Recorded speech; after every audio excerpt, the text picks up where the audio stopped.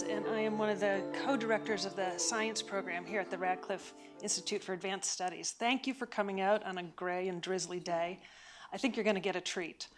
We have tonight coming from the Norwegian University of Science and Technology in Trondheim, Dr. Linn Getz, who is the professor in behavioral sciences and medicine there. The reason we have Linn is because is a conversation she and I had at her house in Trondheim about a year ago, which was one of the most stimulating conversations I have had in a long time about medicine, social medicine, precision medicine, and who will get access to it and how can it maximize the health of populations. And I thought, wow, it would be great to bring Linn here. And it was Linn's idea to bring Bruce along as well, up from Rockefeller University.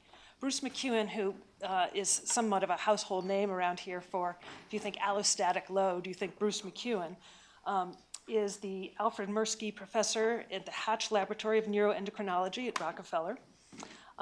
Dr. McEwen discovered adrenal steroid receptors in the hippocampus in 1968 that really opened up the gateway for all sorts of studies on circulating stress hormones, sex hormones, cognitive function, mood regulation, and other central systems via epigenetic mechanisms. And if you don't know what those are, I'm sure you will by the end of the hour. He's a member of the MacArthur Foundation Research Network on Socioeconomic Status and Health, so really studying the distribution of health and disease in society. And he is on the National Scientific Council on the Developing Child, which focuses on biological embedding of early life experiences and promoting healthy brain development. So I think what we're going to do is have Linn start out, and then Bruce, and then Linn will finish us up at the end. So Linn, why don't you come on up? Thank you.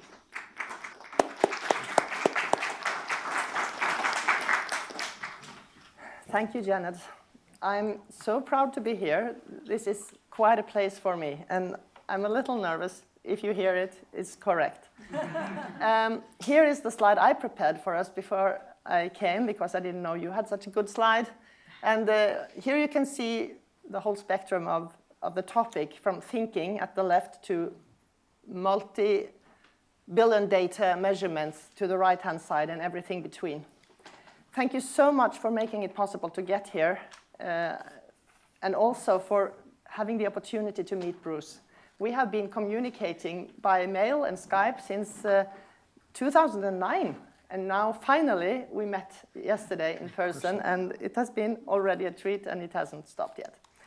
I come from Trondheim. It's a university city in the middle of Norway, and sometimes it feels like in the middle of nowhere. But nowhere. Yeah. Here we go. I used to be a general practitioner, that's a family physician. I used to travel in the north of Norway with a boat, going to visit people in the islands. I have met lots of regular people. I have also worked a lot in psychiatry, which I did in Iceland, and now I'm back at the university in Trondheim. And Norway, as you may know, it's a social democratic welfare state. It's not a socialist country, even though I think the Americans don't really make a difference there. We do. And we also have, for practical purposes, we do have equal access to health care. It's not perfect at all times, but we do have it, and it works. And I know that's different from what you have here. This is my city, Trondheim. It was founded in 997 by a Viking king, and through the Middle Ages, it was famous as a site of pilgrimage. People actually walked through Europe to get to this site of healing and salvation. It's the church above St. Olav, the saint. And now we have St. Olav's Hospital. That's the new site where people seek healing, and the Faculty of Medicine. And our little general practice or family medicine research unit is actually located exactly at the outskirts, as you can see, a little inside, a little outside of mainstream medicine. And this is my office. And I have a view from my window, and I see some things there which I would like to share with you. Of course, medicine has lots of successes. That is not why I stand here today, but I don't want to debate that. But there are also some areas of remarkable stagnation. For instance, an epidemic of so-called medically unexplained symptoms, or MUS, or even MUPS when it's physical symptoms. My tentative diagnosis of that epidemic is that there is too much doing and too little thinking in medicine. If you want to study medicine in Norway, you Google around and you can see what medicine looks like. And at our university, this is the first sentence describing the curriculum. To become a physician, you need to know the body's machinery right down to the smallest cell. And I think some of the thinking problems are actually rooted here. The body machinery, that metaphor, it can bring you to success, but it can also bring you astray. We did have a success recently when we got, or our faculty, I had nothing to do with that, the Nobel Prize for Medicine and Physiology in 2014. It doesn't often go to Norway. It quite often goes to Harvard or Rockefeller, but we got it for the brain's GPS, the metaphor of the neurons that make you orient yourself in space. What is even more interesting from my window is to see the groundbreaking evidence of the interrelatedness of human biology and biography. And whilst we are getting ever more knowledge about this and insight, and it pours out, the machine metaphor is starting to rust, but I cannot hear anything but the engines still roar out there. We are doing so much of the old-fashioned stuff, and I wonder when are we going to start turning this huge tank ship to another direction. And whilst all of this is happening, there is a persistent tension and suspicion between the humanistic and the techno-scientific camps in medicine. But what is happening is that the word person is coming up in both those camps somehow independently of each other. The word person is a buzzword and it sells. Here you have the humanistic version, exemplified by the European Society for Person-Centered Healthcare, established in 2014. And you can see here, it says it's a humanistic project. And it's symbolized by the human hand, and I have, for myself, added the thinker, just to make sure that this is a critically thinking kind of movement. But then on the other side, in the other camp, you have something called, for instance, the Personalized Medicine Coalition. And that is quite another story with other metaphors. Here you have the high-tech metaphor going. And this has several names. Personalized medicine is where it started. And that is what people want to call it in Norway. They don't want to skip the word person. But in the United States and with President Obama, you are a little clever, I think, because you choose the word precision medicine, which is much closer to what it's all about. It doesn't have much to do with persons. That's my whole point. Sometimes it's called P4 medicine. I don't want to go into exactly what all those P's stand for. It's personalized, participatory, and all this. Systems medicine is another name for something very similar. And the whole point, we are dealing with billions of data points or big data, as you can see from this avatar figure that I stole from the internet somewhere. Now my big question that I really play with these days is how might this renaissance of the person concept affect clinical medicine in general, and particularly family medicine or primary health care at the very front line where normal suffering people meet the healthcare system. And of course, I'm thinking from a Nordic perspective where we try to have equal access and we have to think about sustainability and cost because we don't want to leave anybody behind. If medicine is flying decently high today, we do many good things. I wonder how it's going to be 20 years from now. And I have two scenarios, the best case scenario and the worst case scenario. And the best case scenario looks like this, the flying eagle. I think we have fantastic opportunities now with this new knowledge that Bruce will share some of it with you. But we also have a potential worst case scenario. We can get trapped in this new knowledge and we can lose sight of where we're actually going because high tech makes it possible to monitor everything known to man and a little more than that. So a couple of years ago, Bruce invited me to come in and co-author a paper that he was working with called Lifetime Experiences, the Brain and Personalized Medicine, an Integrative Perspective. And it's quite a mixture of his world and my world as a GP or family physician. And it's part of the project that we are playing with on Skype and email. So I think I will stop now and leave the next minutes to you, Bruce, and you take us into your world. And I hope that this audience will appreciate as much as I have done all the knowledge that you are so generously sharing with people who don't know much about the brain. Thank you. So there you go. Thank you. Thank you. Thank you very much, Lynn. It's such a wonderful pleasure to finally meet you in person and have this opportunity. This is really a highlight for me. And so, yes, I'm going to tell you a little bit about my journey into this. Of course, I'm at the Rockefeller University. I've been there since 1966 on the faculty. I was a student there. I will tell you more about it. Now, Rockefeller has no departments, only laboratories. And so it's been easier for me and others to do research across biomedical disciplines, and in my case, sort of expanding out to include the social sciences as well. My own progression was to be a student of Vincent Alfrey and Alfred Mirsky, who were actually one of the first to discover that histones are modified to regulate gene expression. So I've known about this thing we call epigenetics, even though it didn't have that term, since the 1960s. And then I went to Sweden. I had a 2-year postdoctoral fellow in the laboratory of a man named Holger Hudén in Göteborg. And I discovered the hippocampus. Didn't know much about brain anatomy, but it was a structure that was easy to find. And when I came to Rockefeller and then went to the laboratory of Neil Miller, who was a pioneer in what's called behavioral medicine, who was certainly interested in stress, we serendipitously discovered that it was the hippocampus and not the hypothalamus that had receptors for stress hormones, for adrenal steroids. And that's what started my progression, almost inexorable progression towards what we're talking about today. I was lucky enough to meet the late Elliot Steller, a physiological psychologist who introduced me to interdisciplinary research and got me into MacArthur Foundation networks, the Health and Behavior Network, the Successful Aging one I didn't work in exactly, but my colleague Teresa Seaman started there, and then the network on socioeconomic status and health, and now the National Scientific Council on the Developing Child.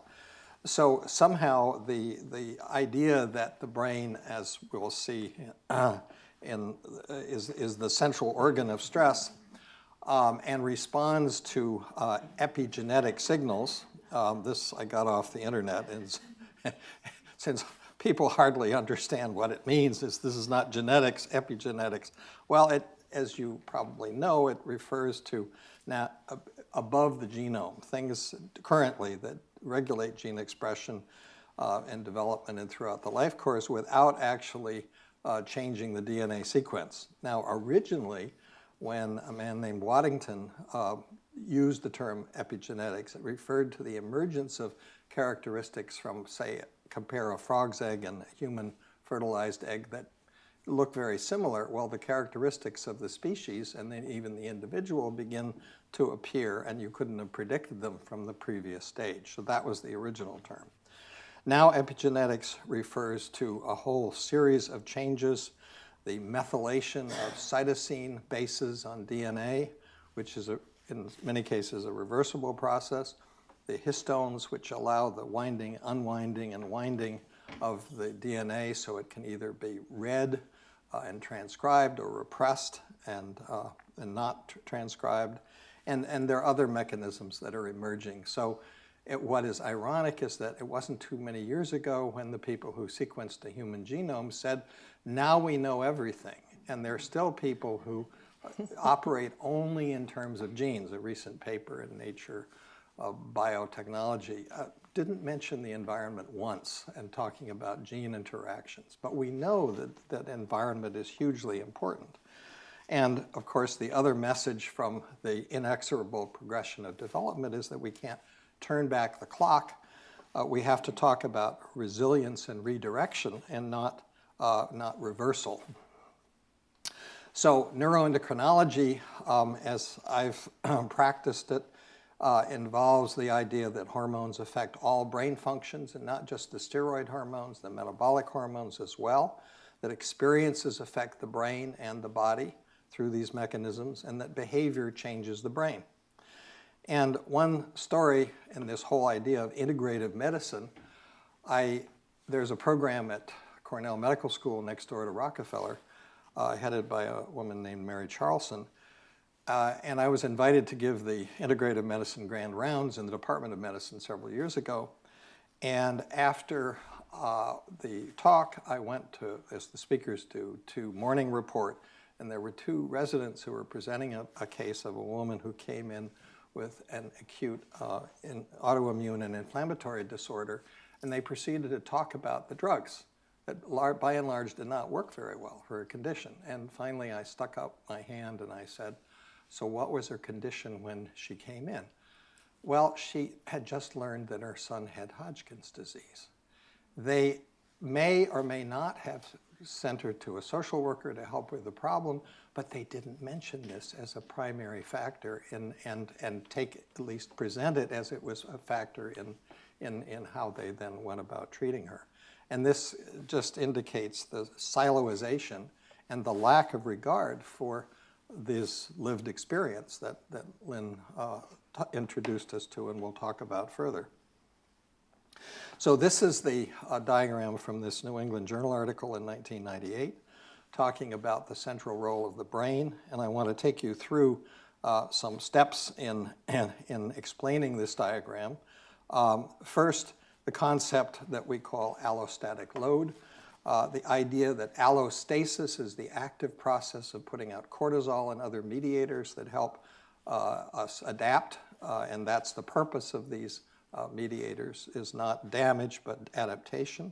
But when there's too much stress and when these responses are dysregulated, then an allostatic load or wear and tear on the body and brain can develop. So for example, cortisol is when it's put out acutely, it actually enhances immune function. It promotes energy replenishment, certain kinds of memory that will keep us away from danger to remember where danger lay, promoting more efficient cardiovascular function. But chronically, we know that it suppresses inflammation, suppresses immune function, can promote bone mineral loss and muscle wasting, and contribute to the metabolic syndrome. So we talk about an inverted U, and you will see inverted U-shaped dose response curve again in the talk. Now, cortisol is not the only mediator. It works together with parasympathetic and sympathetic, pro and anti-inflammatory cytokines, the other adrenal steroid DHEA, a little bit of oxidative stress, which is important for cell functioning, and it simultaneously affects multiple systems of the body related to the things you see on the slide. And it is as a result of the fact that these mediators interact with each other and influence each other's activity, it's nonlinear and as I said, biphasic. And it can be the dysregulation that can lead to allostatic load, can be related to an unhealthy lifestyle, including poor sleep, but exposure also to toxic chemicals. And these feed into this network of allostasis, for example, elevating inflammation, which then leads to an elevation of cortisol, which then can have adverse consequences if both stay elevated for long periods of time.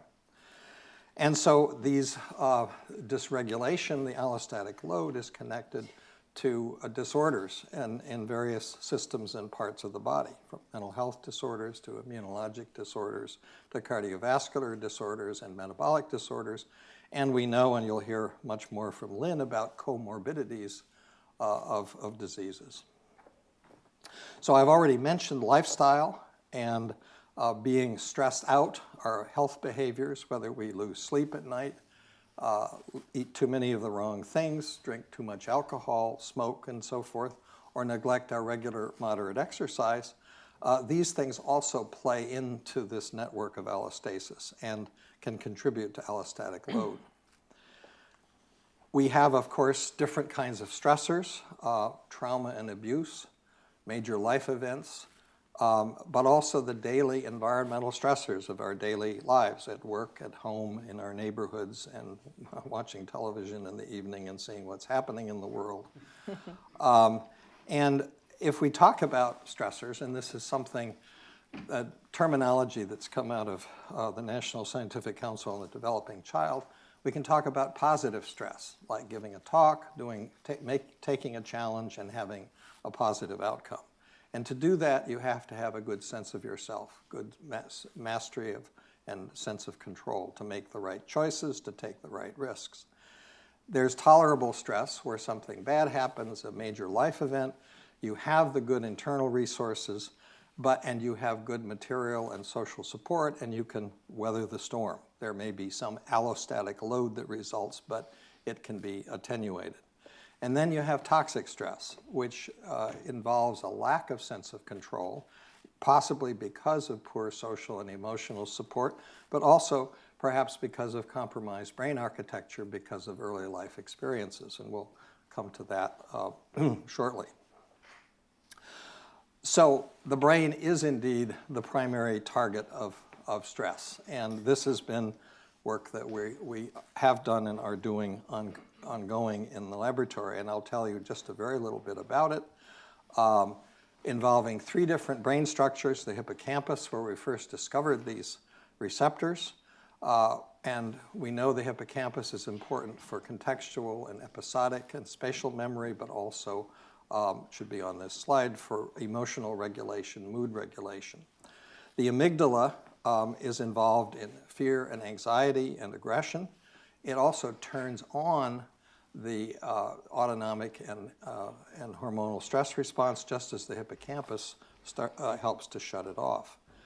The prefrontal cortex is important for decision making, for working memory, and for all manner of self-regulatory behaviors. And it has downstream influences on the amygdala to keep it from overreacting, and interacts with all of these other brain structures. And it helps to shut off the autonomic and hormonal stress response. So if anything happens to the architecture of these individual brain areas, it's going to affect the balance of how they relate to one another. And that's what we'll talk about.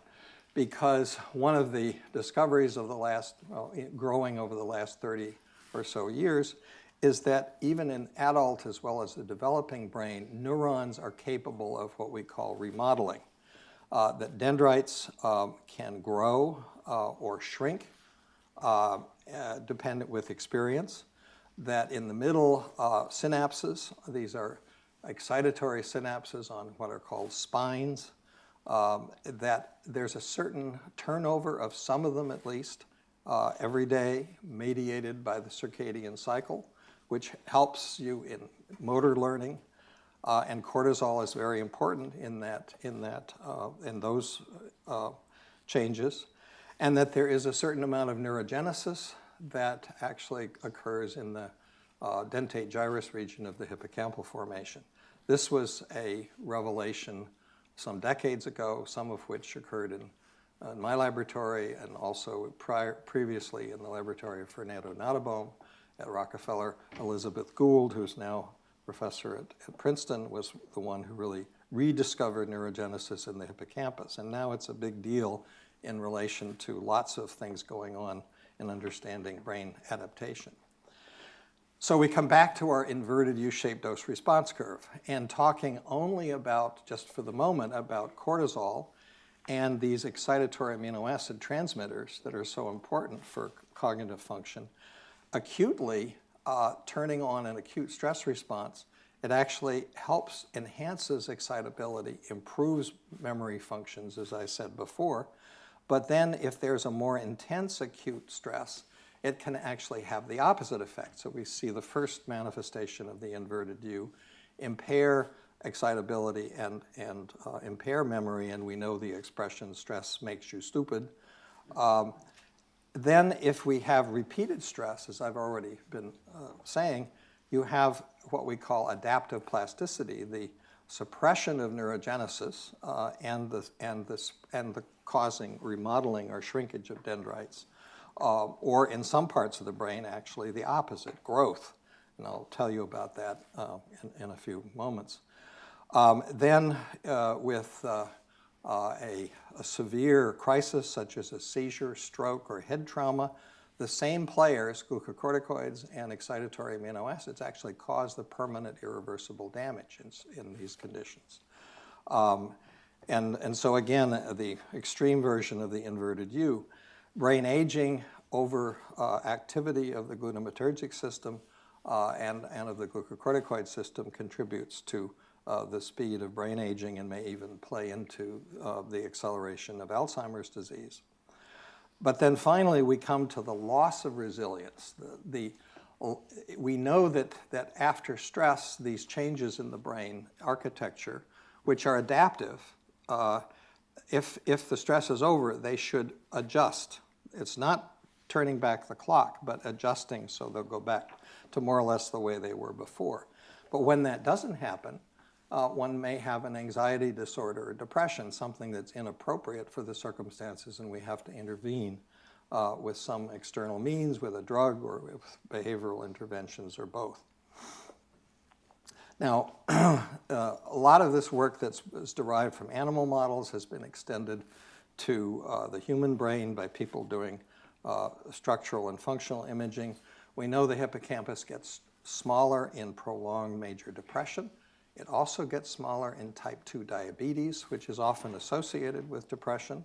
It's smaller in post-traumatic stress disorder, maybe as a precondition for the disorder and also as a result. It is smaller in Cushing's disease, but the good news is if you correct the hypercortisolemia, the hippocampus can recover over 6 months to a year. And both the mood regulation, the volume change, the cognitive dysfunction can be at least partially reversed.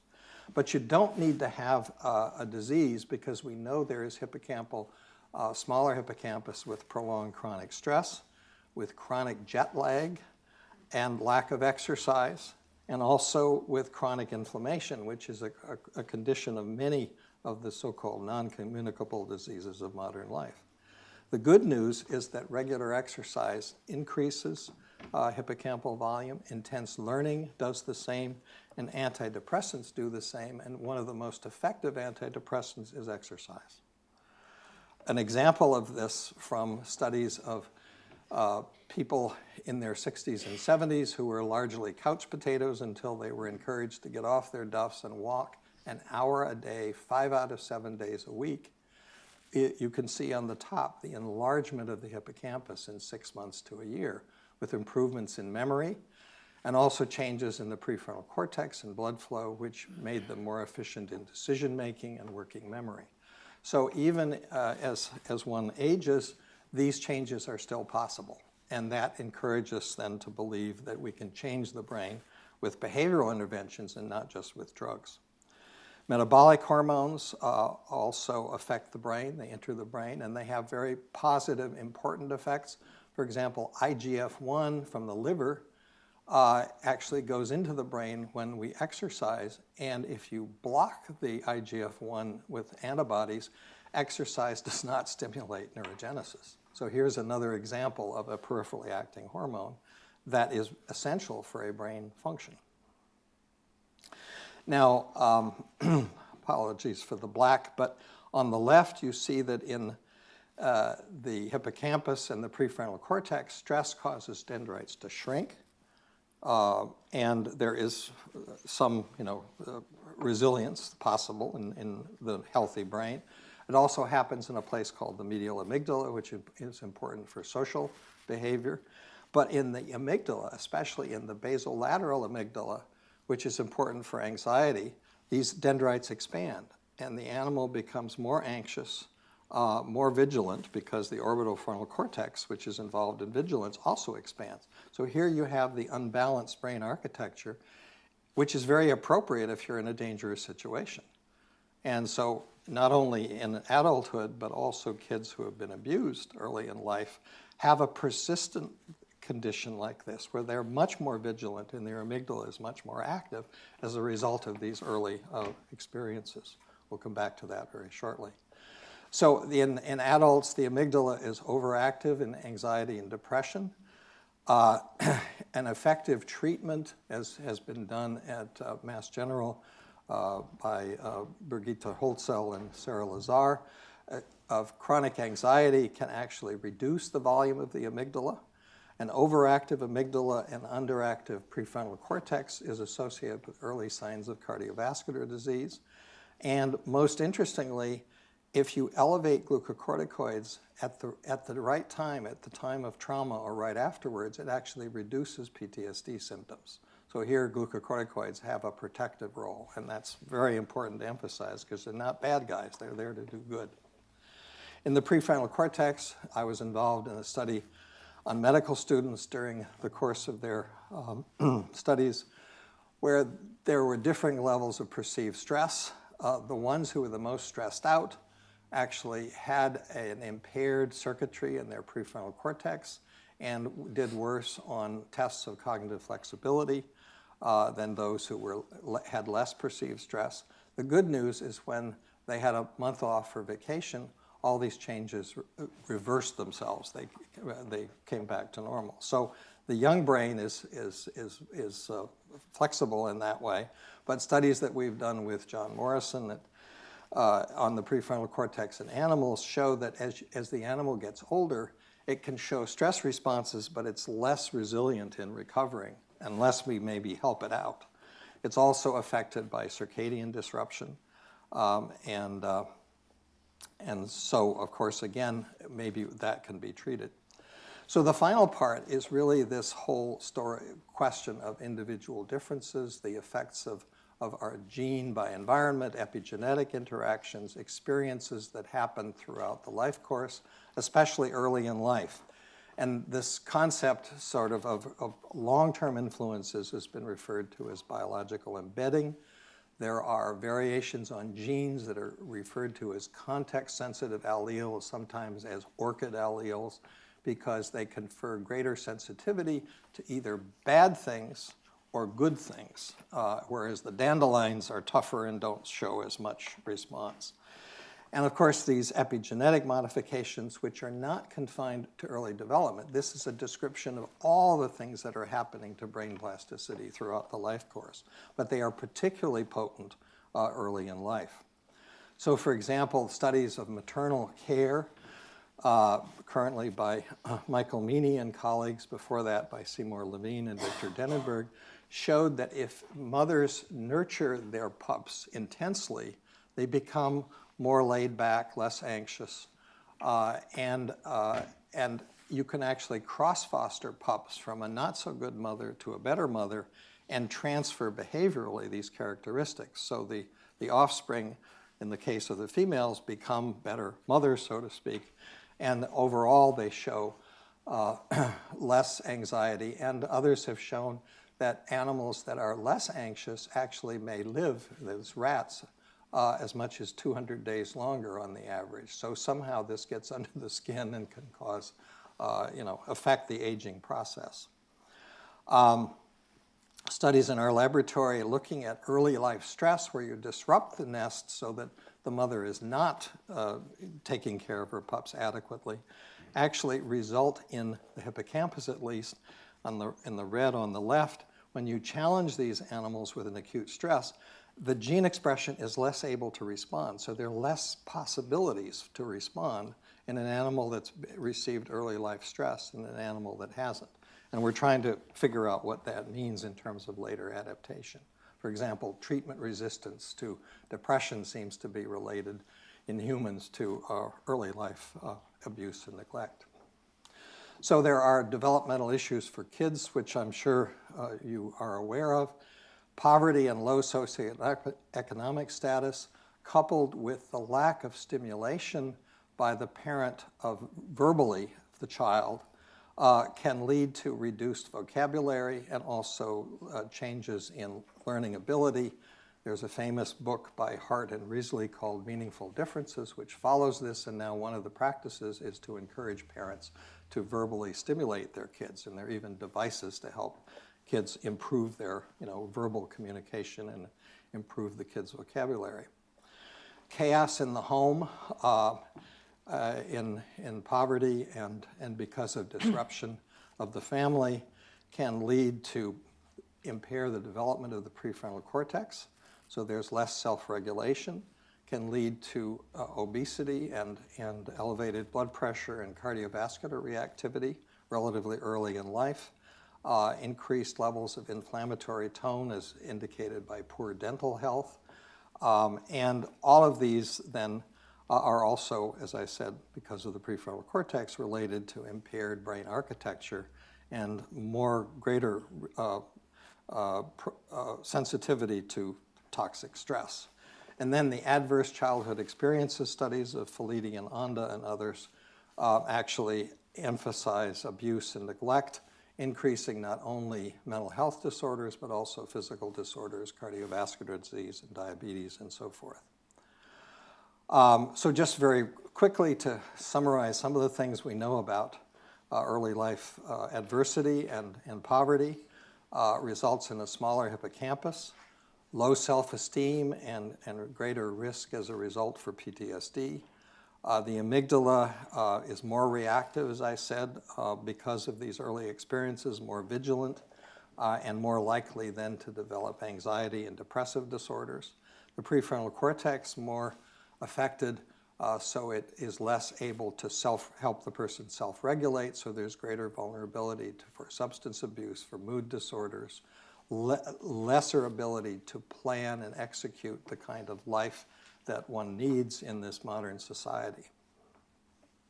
So what can one do about it? And obviously, prevention is the most important thing. The nurse-family partnership is an example of an intervention that reduces, that helps parents have better relationships with their kids and improves, as demonstrated over 20 years of observation, does improve childhood outcomes.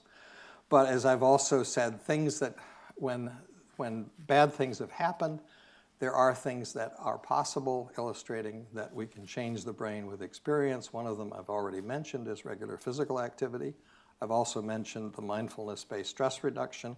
If you reduce anxiety effectively, you can decrease amygdala volume, and this may be anxiety that's the result of some early life condition.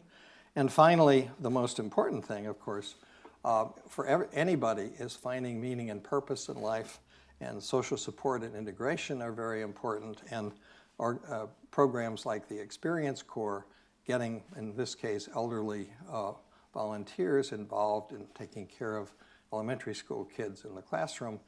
The health of the volunteers is better because they have increased physical activity, increased social interactions, and they're doing something that has meaning and purpose. And there are studies by Barbara Fredrickson, among others, showing that eudaimonia, or meaning and purpose, actually can reduce the overall inflammatory tone in the body. So the wisdom of the body, which is a term that originated here in Harvard, is really something that tells us, let's pay attention to our bodies and don't let our lifestyle push us over the edge. And we know that our modern lifestyle can work against and work against what is sensible and produce allostatic load. So with that, I'm going to turn it back to Lynn.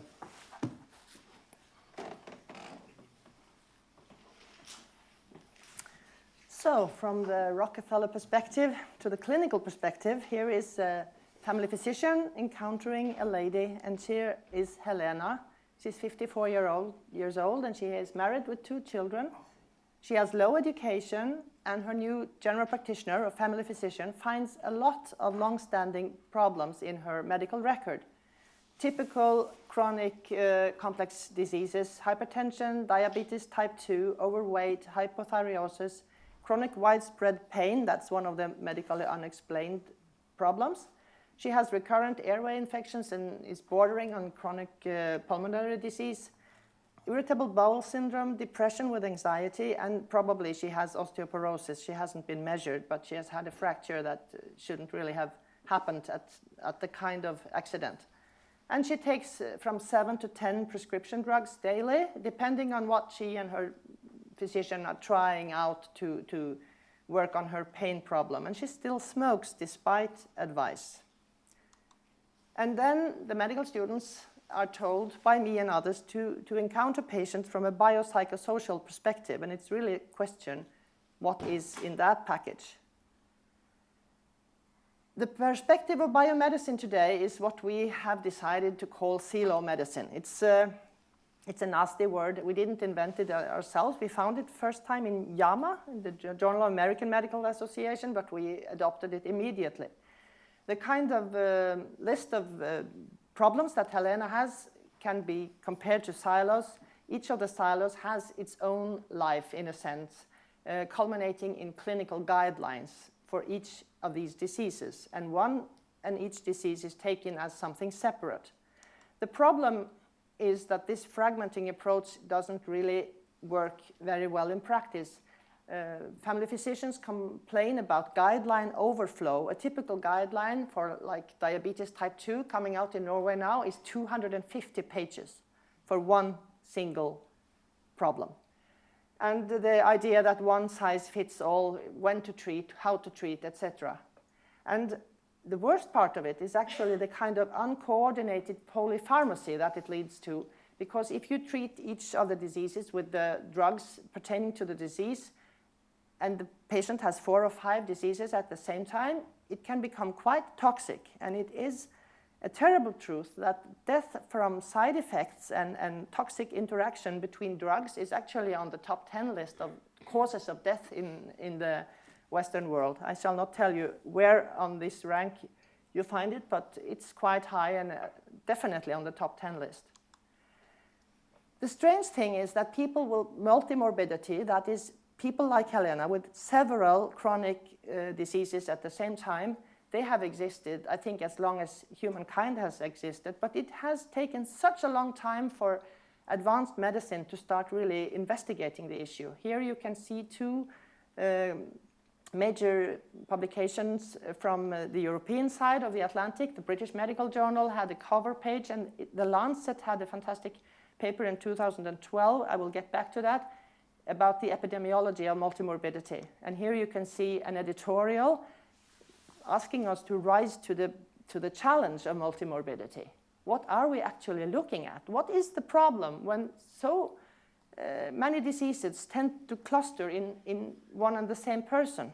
Is it just by accident? What is going on? We have to take a closer look. And then what we already know, and we don't need any more research actually to prove this, is that there is a very strong social gradient in multimorbidity. This is the Scottish paper from the Lancet. And you can see here that at all ages, if you compare the richest strata of the population, that's the black line, with the most deprived people, you can see that at least in the younger and middle-aged populations, there is a major difference. It will actually be a question of doubling the prevalence if you are deprived. So there is something associated with social realities here. Actually, in a sense, we have enough knowledge about co- and multimorbidity in the world, but in order to make a difference where you live, you have to make some local research as well to have something to throw to the politicians. So we have made some local research, and Bruce, as you can see from the author list, has been so kind to help us with it. We have a population study called Hunt Study in Norway. It's one of the biggest in the world. And this particular paper is based on about 48,000 participants in this affluent, relatively homogeneous Norwegian population. And you have a list of self-reported diseases to the left. And I am not going to into the methodological pros and cons of this approach, but you can see a list of diseases. If the person has, or if you look at this column, or the bar to the horizontal bar, you can see the number of people with that particular disease. And if the person has only that disease, he will be or she will be blue. If another disease on the list is present, it will be red. If 2 or more diseases are present, it will be green. And if 3 or more, it will be a violet color. And as you can see, it's far more common to have 2 or 3 diseases than only the one disease. So multimorbidity is the rule and not the exception. And this has not been accounted for in medicine, and this is really serious from a primary care perspective.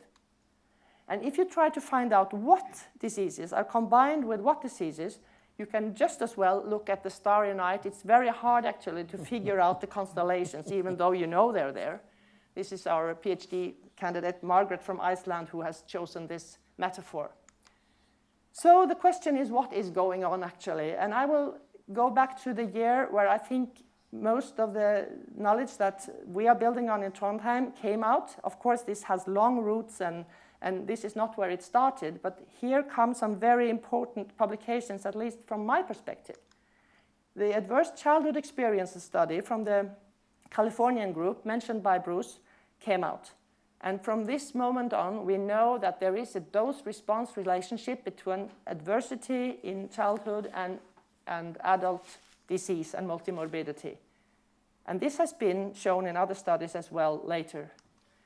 My previous mentor, Anna Louise Kirkengen, who is a Norwegian-German professor in general practice, she defended her thesis the same year based on qualitative, in-depth interviews with people who had suffered childhood sexual abuse. It's a fantastic book. It was released a few years later in Kluver Academic Press, and it tells how people with abuse experience complex and unexplainable to medicine kinds of health problems, as well as health problems that medicine knows and thinks it can explain. And the third thing that happened in 1998 was actually that Bruce McEwen published the allostatic load paper in New England that you started out with.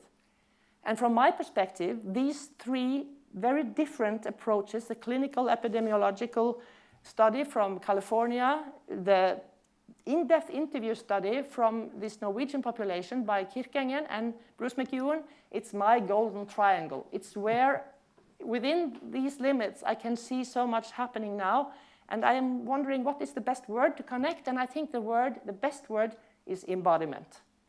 And that is a word I have not at all invented myself, because that word has actually been invented here at Harvard. Nancy Krieger. I have never met her, but this is a fantastic paper, and I want to read to you the sentences that are here, because if there is anything that rings true to the family physician in the front line, it is this insight that Nancy Krieger presents. I don't know how she could do it, because it's so beautifully written. And she says the following: recognizing that we as humans are simultaneously social beings and biological organisms, the notion of embodiment advances 3 critical claims. Bodies tell stories about and cannot be studied divorced from the conditions of our existence. Bodies tell stories that often, but not always, match people's stated accounts. And bodies tell stories that people cannot or will not tell, either because they are unable, forbidden, or choose not to tell. This is the clinical manifestation of difficult lives and adverse experiences. And I think this is something we have to bring into medicine. I'm struggling to teach my medical students this, and also the postgraduate GPs in our area, because if we start really understanding this and talking to people along these lines, medicine will become so much more effective in the front line. Stories.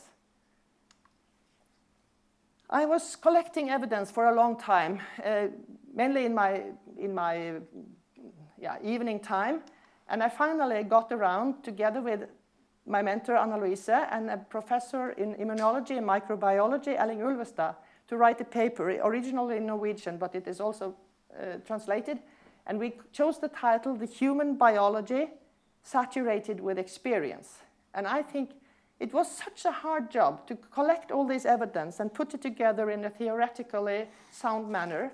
And I had to fight with the journal to have it accepted as an original piece of work, because if you are researching evidence that somebody else has collected, that is just something, yeah, it doesn't really count.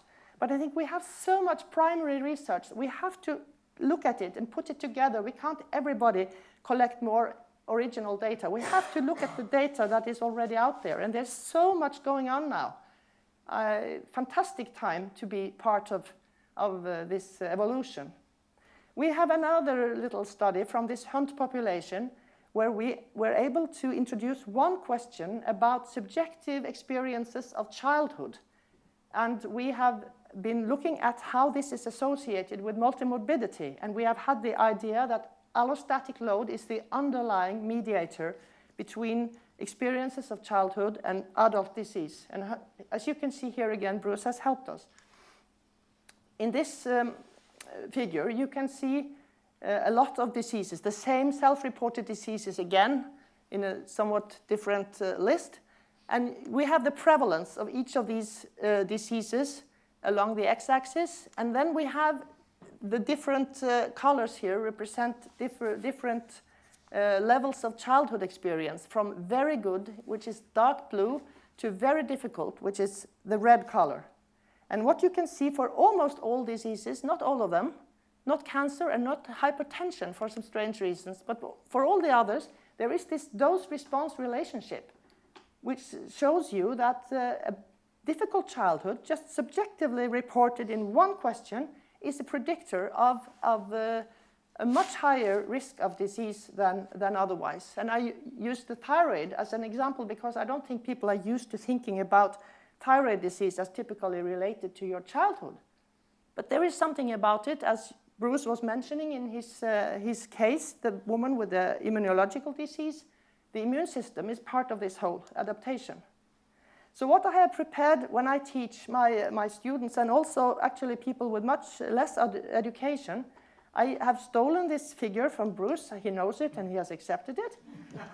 And I am asking permission to talk about allostatic load as a balance between drains and gains. The pathogenetic part, the stress, the detrimental things are on the left-hand side, and the life-sustaining and resilience things are on the right-hand side. And since we are living in a dualistic medical world, I am dividing the medical literature into mental and physical, because I cannot make up for that, even though we shouldn't think that way. We have to work with what we have. And then I add all the world literature, and it won't get worse than this.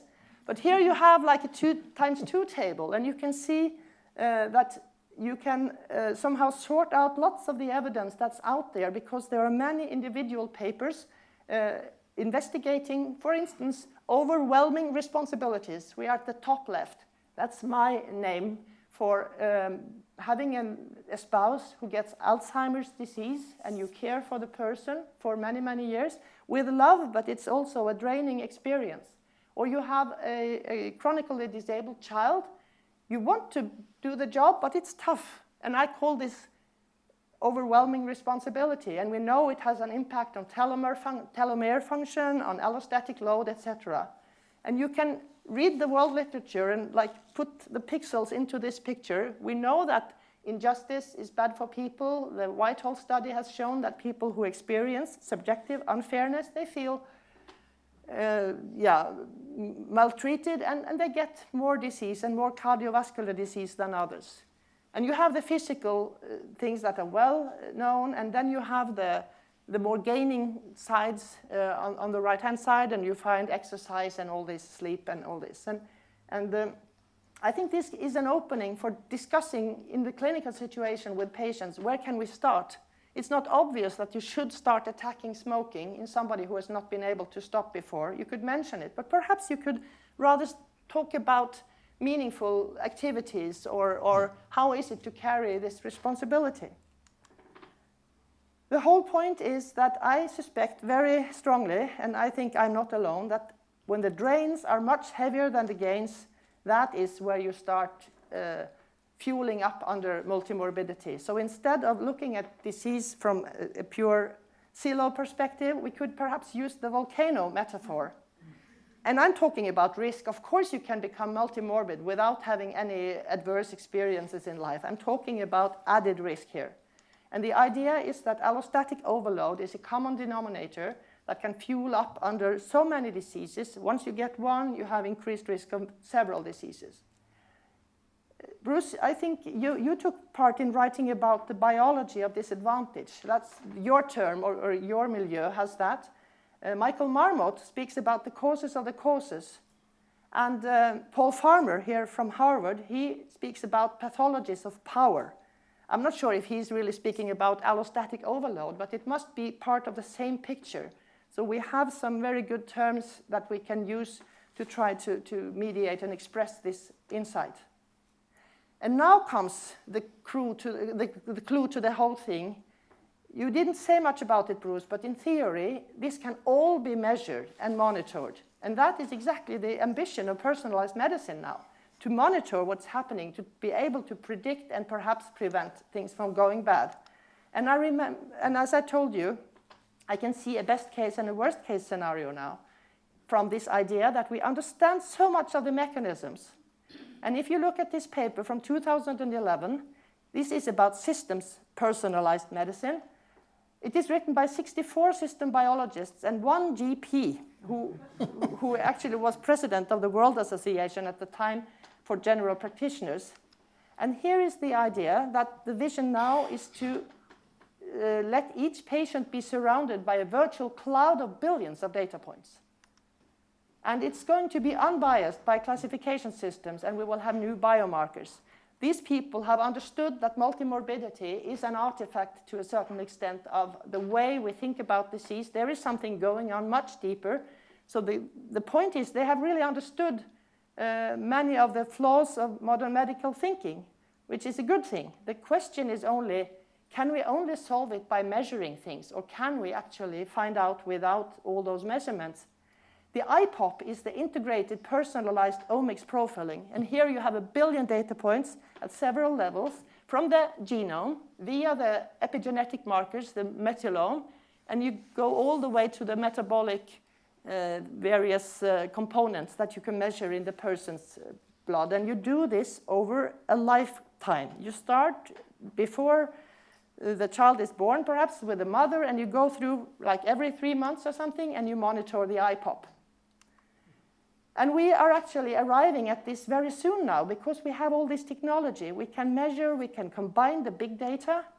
Google has already established this baseline study. Apple has this kit, and they remind us that our iPhones, they are actually powerful medical tools. So we are going into an era now where we can measure and monitor ourselves to an increasing extent.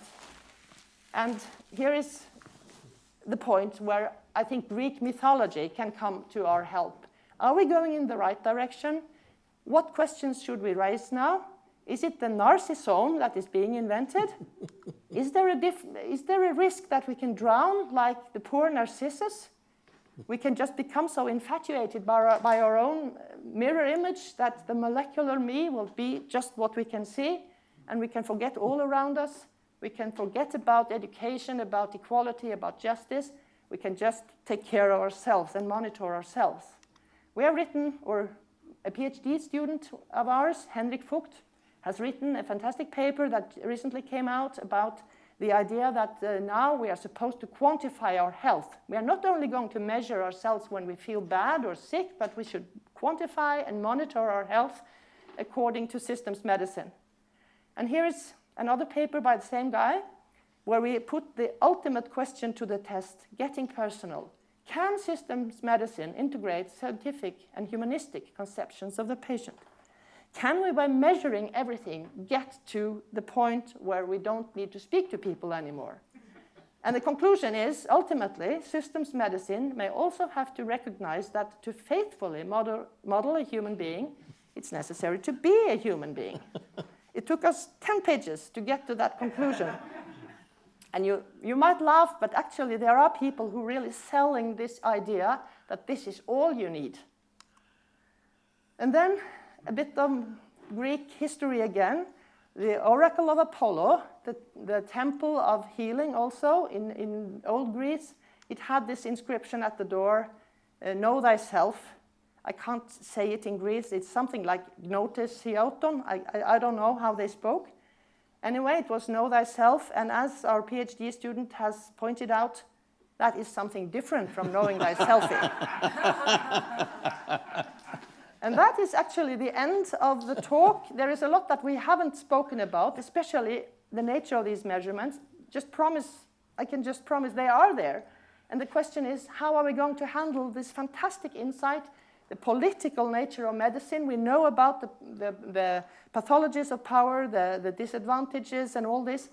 Are we going to measure ourselves out of it, or are we going to act on a more political level? That's the main question, and here are the acknowledgements coming. Thank you.